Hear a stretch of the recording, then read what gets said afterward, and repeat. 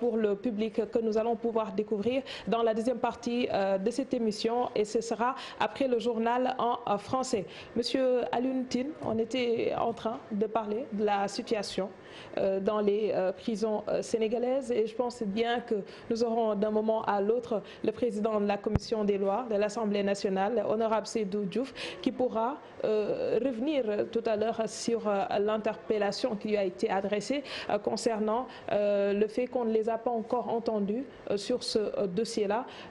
Moi, j'ai surtout envie de revenir sur la sortie du ministre de la Justice. Quand on l'a entendu tout à l'heure dans le journal, il nous a fait comprendre que même les détenus, quand il a fait le tour au niveau de la chambre 9, avaient applaudi les matons qui étaient sur place parce qu'ils étaient contents du travail qu'ils ont abattu sur place. Ça ne semble pas sonner faux par rapport à ce qui vient de se passer sur place. Écoute, Aram, tu permets que je ne fasse pas de commentaires sur ça. Mais ce que je veux dire tout simplement, et ça tout le monde l'a constaté, tout le monde est indigné, les conditions de détention sont inacceptables, sont inhumaines. C'est-à-dire qu'il y a des images qui rappellent quand même les cales dans lesquelles on trouvait les esclaves dans la traversée transatlantique. Et ça, c'est insupportable.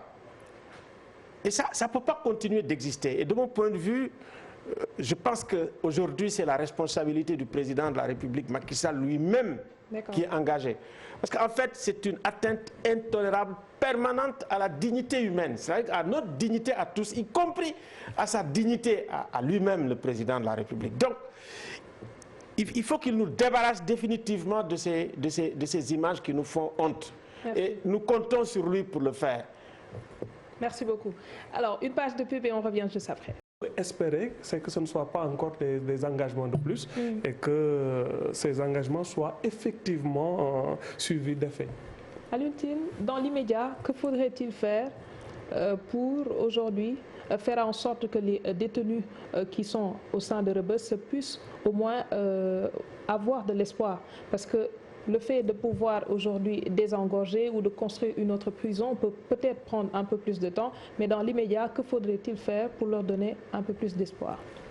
Écoutez, moi je pense que, comme je l'ai dit, hein, au point où on en est, je me réjouis d'ailleurs que le président prenne l'initiative de dire au ministre, écoutez, il faut aller à Canossa. C'est une très bonne chose, il n'aurait même pas dû attendre, comme vous l'avez dit. Mais moi, ma conviction, c'est qu'aujourd'hui, cette question doit être prise en main par le président de la République qui, à son arrivée, je pense qu'en faisant une déclaration déjà, en montrant effectivement qu'il est conscient de ce qui se passe et qu'il va prendre les décisions les plus appropriées pour effectivement nous sortir du Sénégal de cette image. Mais également, il faut que tous les segments de la société manifestent leur compassion par rapport à ce qui se passe, comment dirais-je, à Rebeuss. Que les imams, que les évêques, que les pasteurs, que vraiment tous les leaders vraiment d'opinion prennent en charge pour que les changements qui s'imposent à Rebeuss quand même soient une réalité. Et j'interpelle, je l'ai dit, hein, l'Assemblée nationale. Seydou Gueye, c'est quelqu'un de très dynamique, mais bon, on ne l'a pas entendu.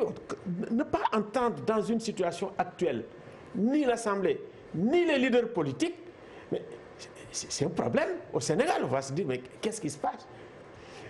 Et maintenant aussi, j'ai dit, je vais interpeller aussi l'Observatoire. Vraiment le communiqué sans âme. L'Observatoire s'est déjà autosaisi de cette affaire. C'est d'abord de manifester sa préoccupation par rapport à ce qui se passe à Rebeuss. Sa préoccupation, grave préoccupation même par rapport à ça. Ça, c'est le limite. Mais nous faire des constats comme ils l'ont fait, c'est pas ça qu'on attend. Ça veut dire qu'il faut être, quand on a le leadership vraiment dans ce champ, être un agent, je dirais vraiment concret de transformation et de changements qui doivent s'imposer dans la société, dans le domaine des prisons. Mais ce n'est pas aussi en caressant les choses, en faisant des constats. Il faut aller au-delà du constat. Ça veut dire vraiment pousser, influencer les décisions politiques qui s'imposent par rapport à ça. Mais ce n'est pas effectivement communiquer comme ça qui va le faire. Restons dans la zone africaine. À quelle place pourrait-on situer aujourd'hui nos prisons, si nous parlons du Sénégal, comparé aux autres pays, puisque vous disiez tout à l'heure dans la partie en Wolof que vous aviez eu à voir ce qui se passe au Cameroun. Si on devait comparer, où se situe le Sénégal?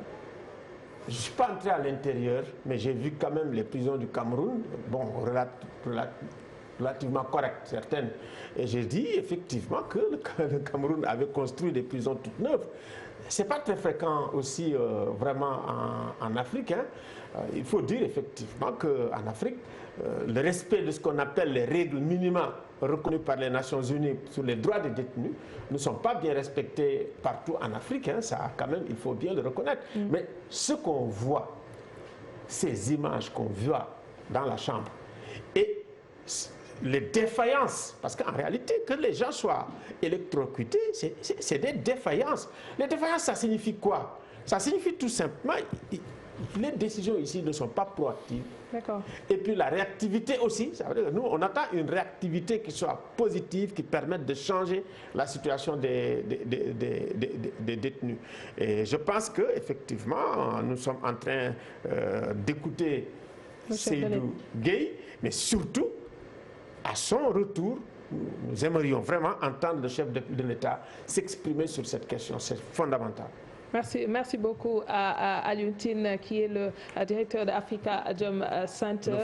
Le fondateur. Oui, alors, nous allons tout à l'heure retrouver Aïssatou Paye pour la rubrique dont je vous parlais en début de magazine, pour qu'elle puisse nous parler du tour qu'elle a peut-être bien pu effectuer dans quelques coins du Sénégal. Et c'est tout de suite.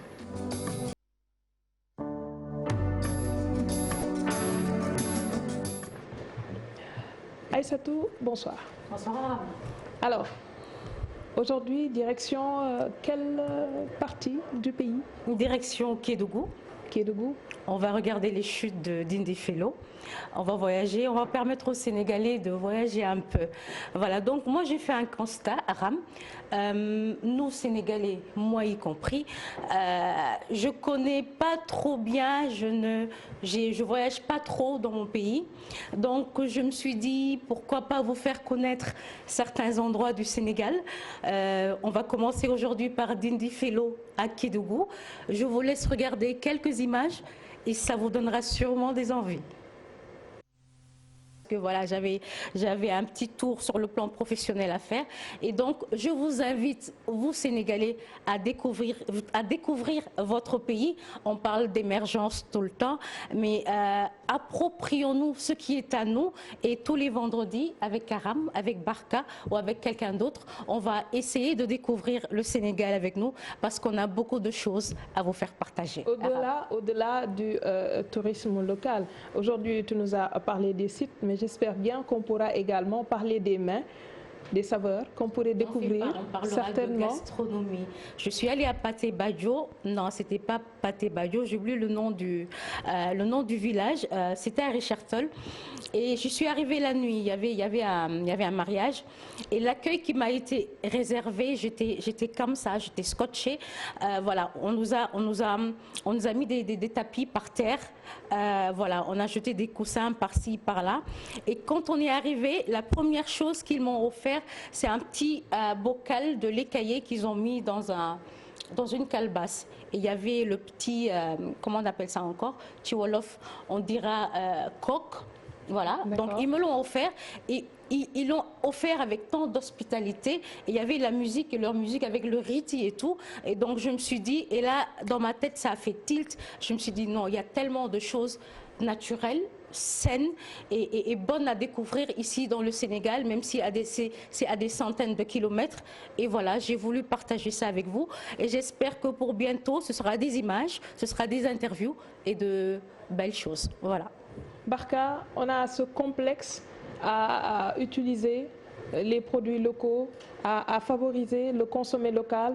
Vous avez tout à l'heure donné l'exemple des autorités qui ne font pas trop la promotion dans ce sens, même si je me souviens, je pense peut-être l'année dernière, avec le ministre Mary Teuw Niane qui était du côté des îles du Saloum. Je pense que... de Fatala aussi. Voilà. On a fait une promenade avec les lions.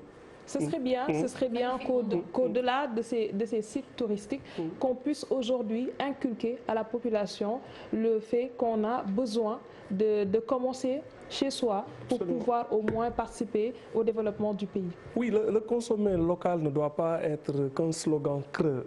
Ça doit commencer déjà à la maternelle, quand on va cesser d'être très complexé par rapport aux langues, par rapport à la culture, où on va apprendre à nos gosses la culture bassari, la culture diola, des contes en sérère, etc. Parce qu'on a une diversité culturelle tellement magnifique qu'on ne peut pas comprendre que, par exemple, sous prétexte d'apprendre aux enfants le français, qu'on fabrique de petits blancs qui vont grandir avec ce complexe et vont être souvent une culture très extravertie. Et c'est ce complexe qu'on nourrit depuis l'école primaire, depuis la maternelle, qui fait qu'on a aussi des élites généralement totalement extravertis. Maintenant, il y en a de plus en plus qui font l'effort de découvrir le Sénégal des profondeurs, mais ça ne suffit pas. Il doit y avoir une politique incitative. Aïssatou a tout à l'heure parlé des réceptifs hôteliers.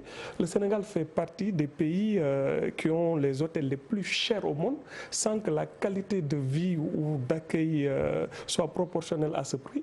Et des pays comme le Maroc ou la Tunisie ont eu une véritable politique touristique en incitant les gens avec des trucs de moindre coût, mais surtout aussi avec la sécurité et la propreté qui, à mon avis, sont les préalables pour pouvoir attirer les gens et développer le tourisme intérieur. Très bien. Aïssatou, la prochaine destination où tu gardes cela pour... La prochaine destination, c'est une surprise. On verra de belles choses et je vous promets de très belles choses à découvrir ici au Sénégal. Et voilà, je voulais juste ajouter quelque chose par rapport à ce que Barka vient de dire. Oui. Voilà, c'est bien de s'ouvrir. Oui, on va s'ouvrir vers les autres pays, mais essayons toujours de prendre le bon chez eux, tout en gardant ce que nous avons comme valeur. Oui. Et je pense que c'est ça qui fait la richesse de l'homme. Donc, nous allons découvrir le Sénégal. En tant que Sénégalais, nous allons le faire découvrir aux autres et nous leur montrerons tout ce que nous avons de merveilleux. Parce qu'ici au Sénégal, il y a de bonnes choses à montrer. J'ai plus envie de voir ces endroits sales que l'on montre aux étrangers et qu'on nous montre. J'ai envie que l'on prenne en main tout ce qu'on a ici au Sénégal, qu'on le valorise et qu'on le s'approprie. Je vais y arriver, arabe. D'accord. Barka.